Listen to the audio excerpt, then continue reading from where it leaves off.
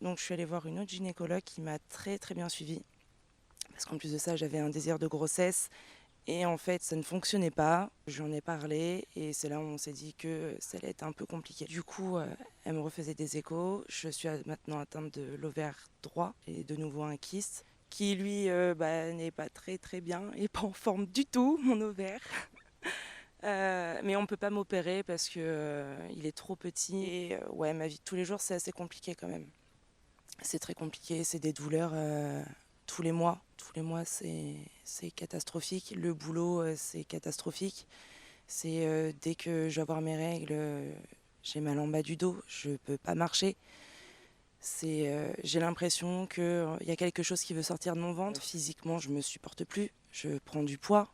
Je gonfle énormément du ventre. Je peux passer d'une taille 38 à une taille 42 en l'espace de 2 jours. C'est assez lourd quand même. Quand tu peux pas aller travailler parce que tu as mal et que tu dois rentrer chez toi, tu sais même plus ce qu'il faut faire.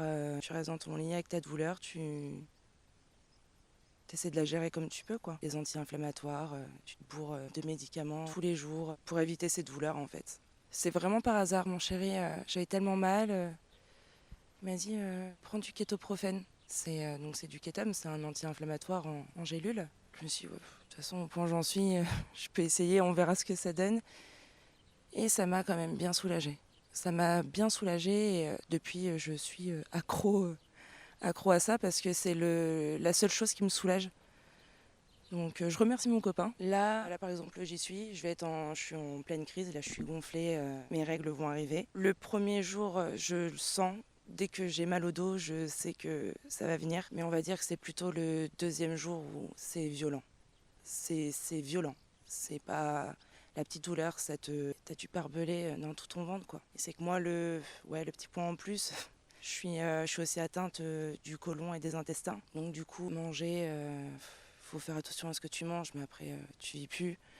Moi, je peux être constipée pendant une semaine. Je vais tout le temps avoir mal au ventre. Je vais tout le temps gonfler. C'est pas gérable. Là, on est en plein été. Pour me mettre en maillot de bain, il y a des jours où ça va aller. Et puis l'autre jour où tu vas être gonflé, on va te dire bah, félicitations. Ah, t'as un petit ventre de femme enceinte. Je pense que même psychologiquement, même moi, je me dis. Il y a des fois quand je vois mon ventre autant gonflé, je pense que dans ma tête, je pense que mon corps, il se dit bah, t'es peut-être enceinte.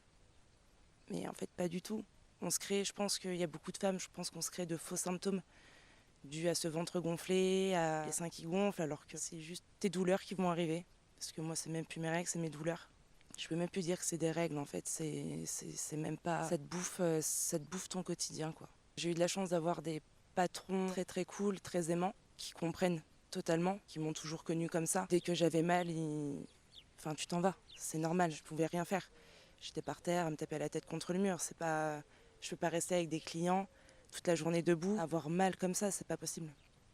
Donc ils me renvoyaient à la maison tout de suite. Pour me calmer, je prends des bains chauds.